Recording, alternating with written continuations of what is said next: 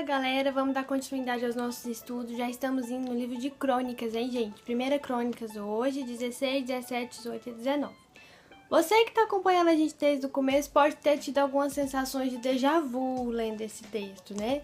Porque ele vai retomando muitas histórias dos reis que a gente já conheceu em 1ª e 2ª Samuel, 1ª e 2ª Reis, né? Você já deve ter percebido que a gente já está quase na metade do livro. Esse trecho que a gente vai ler hoje, ele inclusive retoma uma coisa que eu passei para vocês, que foi aquela questão quando Davi levou a arca para Jerusalém, certo?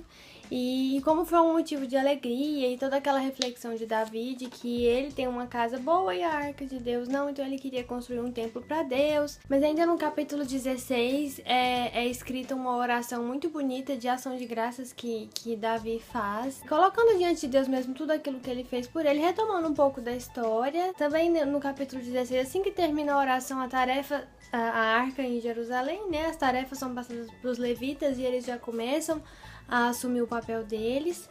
E no capítulo 17 vem essa questão que eu comentei com vocês de Davi ter o desejo de construir um templo para o Senhor, e o profeta Natan em contato com Deus, né? Deus revela para o profeta que não é Davi quem vai construir o templo, mas Deus mostra aquela promessa dele de que vai fazer perpetuar a casa de Davi na história de Israel. E nos capítulos 18 e 19 são narradas algumas guerras em que o tempo inteiro é dito assim: o Senhor estava com eles, e a mão de Deus estava com eles, e mostrando como o agir de Deus sobre a vida de Davi fazia ele vencer as batalhas, né?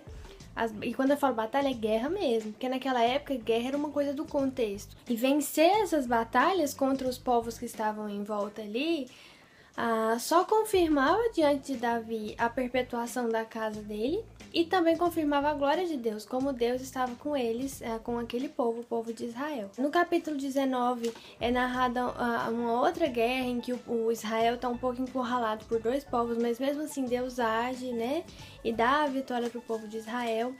E a lição que eu consegui pegar desse texto e que eu queria compartilhar um pouquinho com vocês é que às vezes a gente não está vivendo uma guerra, né? Hoje em dia, guerra é uma coisa um pouco distante de nós. Algumas pessoas não, são muito próximas da guerra, mas nós aqui, Goiânia, acho que guerra, o contexto de guerra mesmo, armas, não, né, não é muito próximo. Mas sim, batalhas que a gente vence no dia a dia, né? Seja o seu testemunho no seu serviço, na faculdade, onde a perseguição é muito grande, a gente conseguir vencer, né, e entregar a nossa vitória diante de Deus é um testemunho muito grande. A gente entregar para Deus a nossa vitória, né? Claro que a gente tem que ter nosso esforço, mas reconhecer que Deus está conosco, né?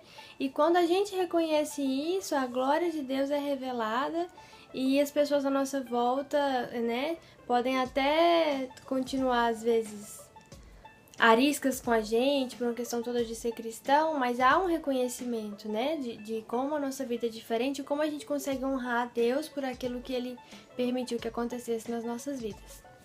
Beleza? E aí, já leu a Bíblia hoje?